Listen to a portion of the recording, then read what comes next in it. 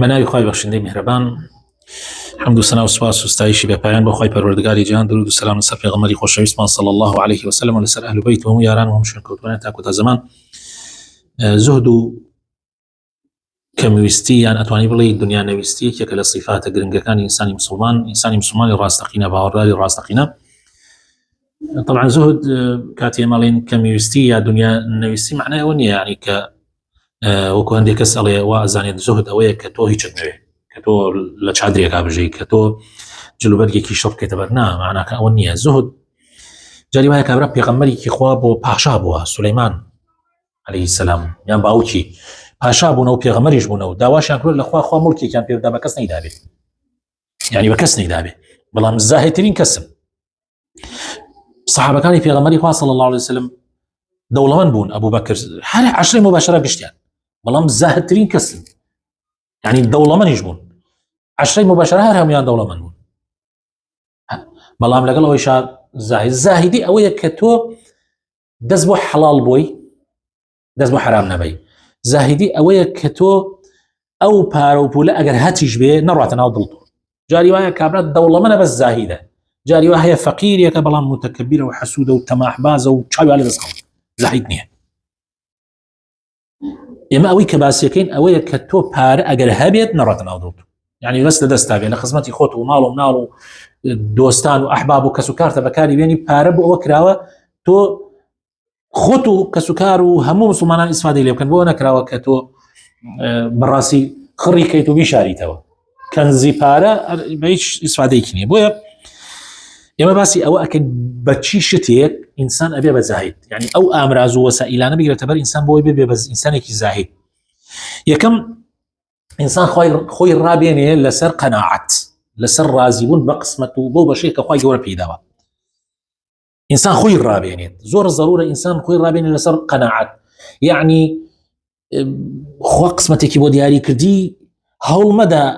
هەنگاوی زۆر زیاد بنەی دوای ئەمدا فرەخراوە بیتە خوارەوە. خەڵک هەیە لە تەماحە زۆر زیاد ئەڕوا، بەڵام دوای ئەوە شکاندنەوەی فرەخراب ئەشکێتەوە، ئەوەیشی هەی بۆ لە دەستێدا. بۆیە پێغەمبەری خوا صلی الله علیه وسلم فەرمێ قد ئەفلح من ئەسلەم، ئەفەرمێ سەرفراز بۆ کەسێک کە مسلمان بووە و ڕوزیق کەفافن، ئەوە نە پارە و پولیشی هەبێ کە ئاسایی، یعنی حاڵەتێکی ئاسایی بێ، یعنی خوای تعالی ڕزقێکی ئاسایی پێ بدە، وقنعه الله بما آتاه، وقانعش بێ بەوەی کە خوا پێداوە، یعنی ئەوە بەڕاستی ئیباتەوە. هەندێک لە پیاوچاکان وتویانە من بەیانی کە هەڵەسم جاری وایە هیچم نەبووە، هیچ دینار درهم حتا تیکەنانێ لە ماڵە نەبووە، بەڵام وام زانێ گشت دنیای خۆمە،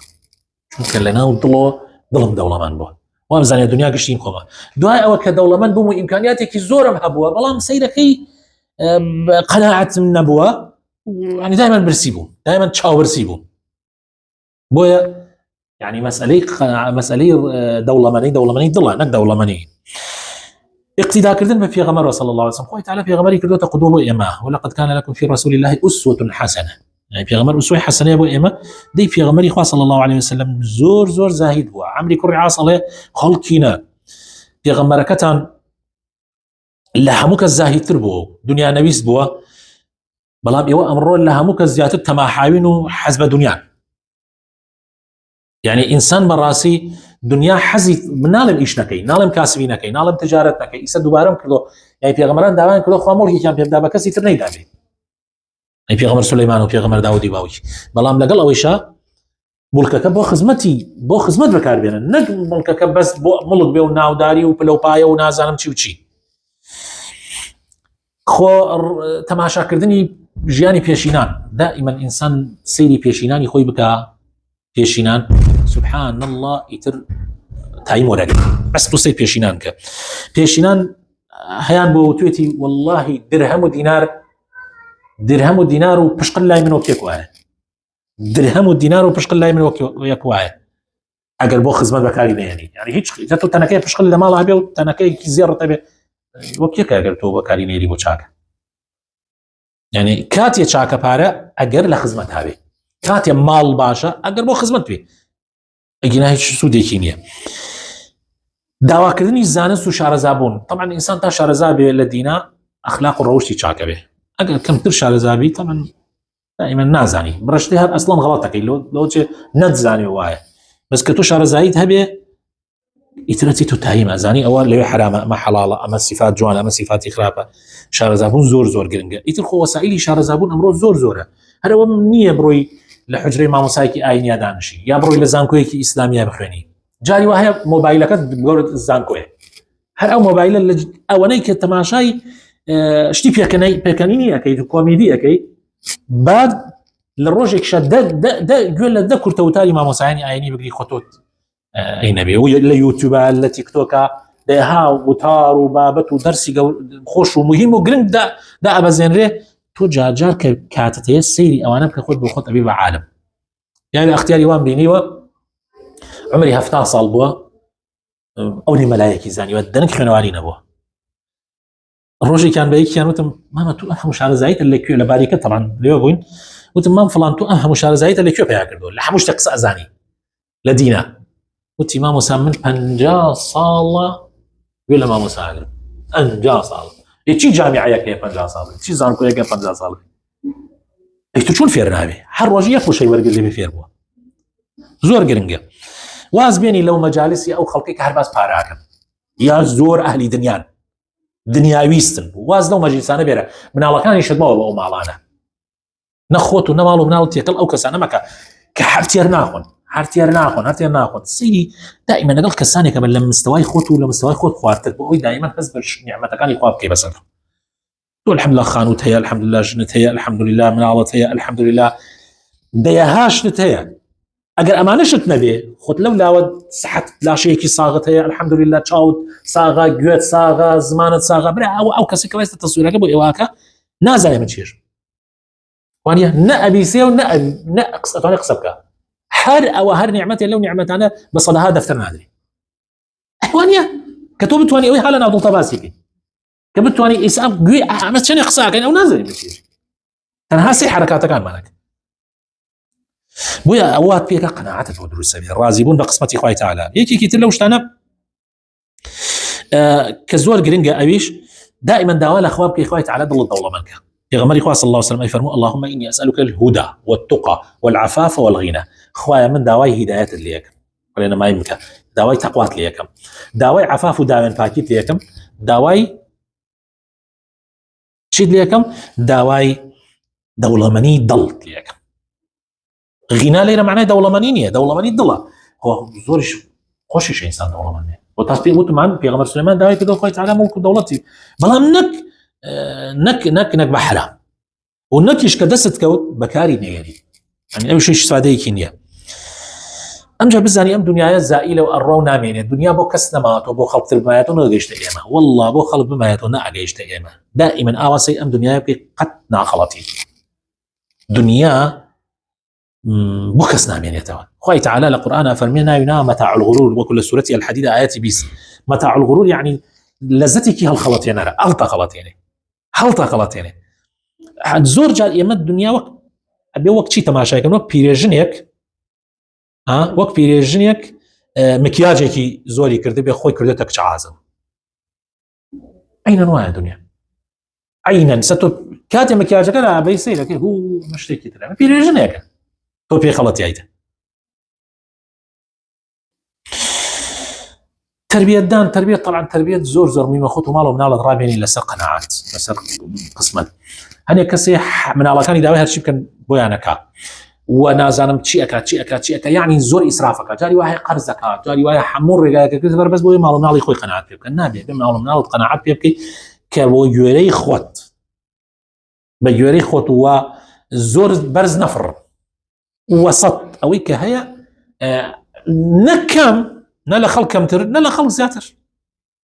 وەسەط دائما ئەو مجتەمەعی کە لە ناوێ ئەجێ بەپێی مجتەمەعەکە ناکرێ من کوڕی خەڵکە تەمەنی گەیە 18 ساڵ مۆبایلی هەیە و ئەنتەرنێتی هەیە و هینی هەیە بە وڵڵا من مناڵەکەم بگاتە 18 ساڵ نایە لە مۆبایلی بێ ئەنتەرنێت شتیوان نابێت زوڵمی لێەکەی یعنی ئەو کاتە دایە بەس ئەبێ قەناعەتی پێ بکەیت کە من ئەنتەرنێت و مۆبایلە بۆ تۆ ئەسێنم ئەبێ بە چاکە بەکاری بێنی نەسیحەتی کە ئامۆژگاری کە ڕێگای باشی پێ پیشاندا زۆر مهمە تربیت یعنی تربیت بۆ خۆتەوە طبعا بۆ خۆتیش مهمە خۆ ئەم تربیەتە هەرمەرجێت تۆ بۆ خەڵک تربیەتی خۆت جای وایە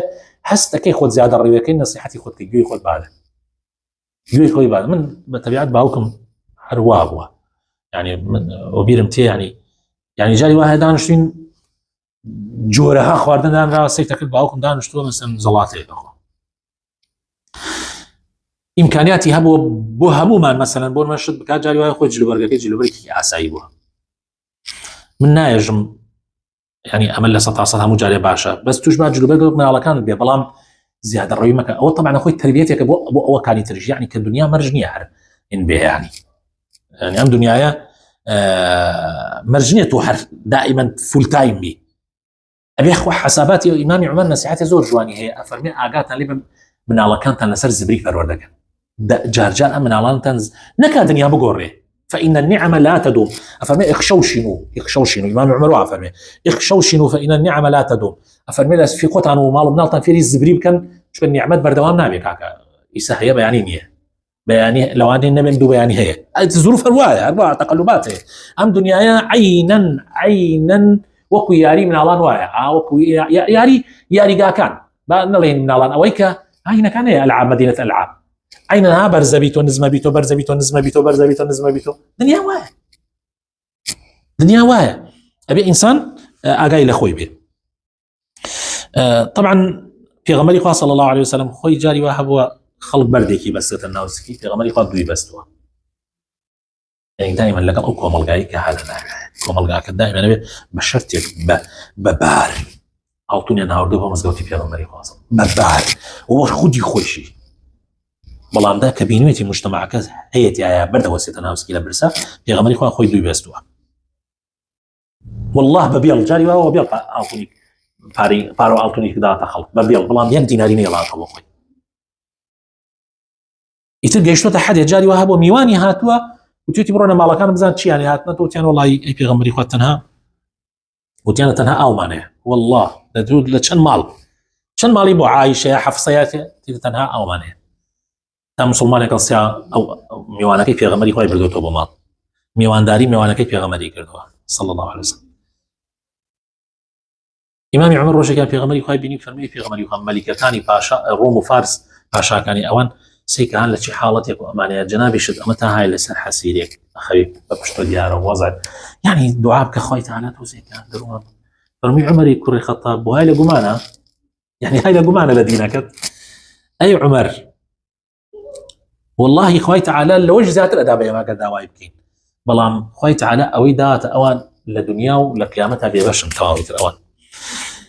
خۆی گرنگە ئیسە تو کاتێک دائما واسەی بکەی ئیسە بۆ نمونە تۆ سەفەرێک تێ ئەچی بۆ ئەولێر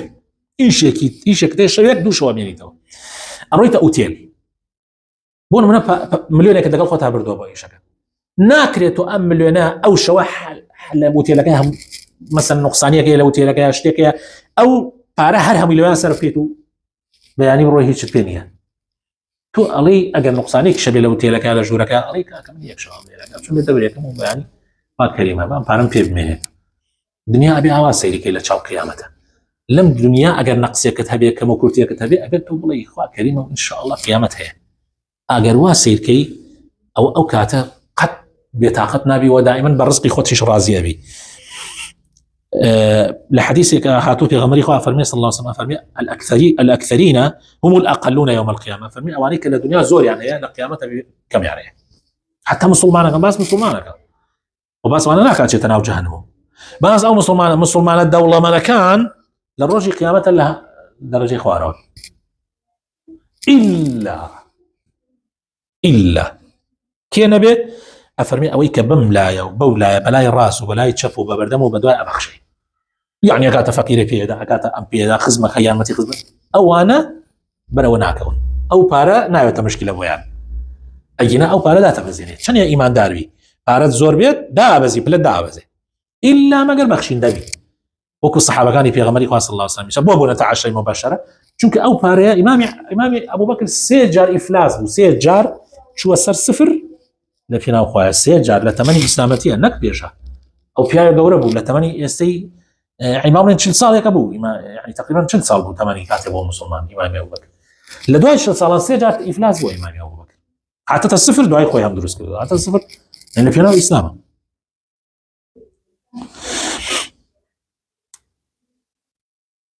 پیاوچاکان و علەماکانمان چنێ مەتەواضع بوون یان چنێک زاهید بوون. ڕۆژێکیان مەلیک خالدی سعودی جا طبعا سعودی خۆتان نزان چەند دەوڵەمەندە مەلیک خالد هات بۆ ماڵی شێخ بن عوثەیمین هات ماڵ شێخ بن عوثەیمین کە بینیتم ماڵەکەی زۆر ئاساییە و لە چاو ماڵەکانتر وانە کالسیا وتی پێم خۆش خانوویەکی تازە بکەی ئێمە بۆ تی نەکەین فەرمووی قوربان خەمت نەبێ لە ساڵحیە گەڕەکێکە هەر لەو شارە لە ساڵحیە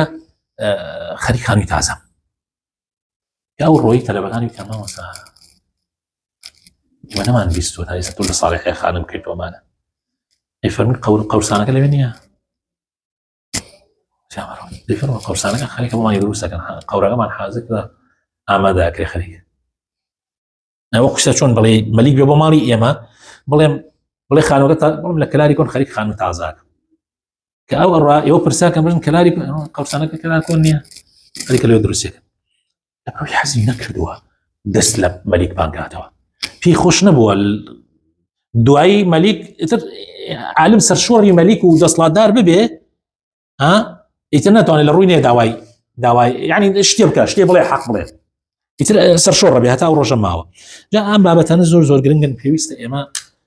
خۆمان و ماڵ و ناڵمان ڕابێنین لەسەر دنیا نەویستی هەتا دنیا ئەگەر هاتیش نەتوێ یعنی مەبەستمەوەیە هەڵپەی بۆ نەکەی مەبەستمەوەیە کە هاتە ناو دەست و بتوانی بە 4 دەورە ینی تۆ خزمەتی خەڵکی پێ بکەیت چەند گرنگە ئاوا بێ بەڵام زۆر زەحمەتە کە تۆ هەرچی عینت هەیە وەکو بڵێ توانات هەیە بە بیستن و ببینین و بەهین تۆ هەمووی بۆ دنیا بێ بیر لە قیامەت نەکەیتەوە یعنی هەمووی بۆ دنیا هەڵپەی دنیا بێ ئێستا لە 95 خەڵپەی دنیایەتی قیامەتی لەبیر نییە ئیتر ببینە خۆمانە ناکرێ ئەوە ناکرێ گەرەکمان بێ ئەم دنیای هەموو شتێکی ئەم دنیامان دەستکەوێ مەرج نییە یعنی با بڕێکی دانین بۆ قیامەتمان ئەوەکانم خۆی تەعالی ئیسڵاح کەوت دامەزراومان بکەین لەسەر دینداریەتی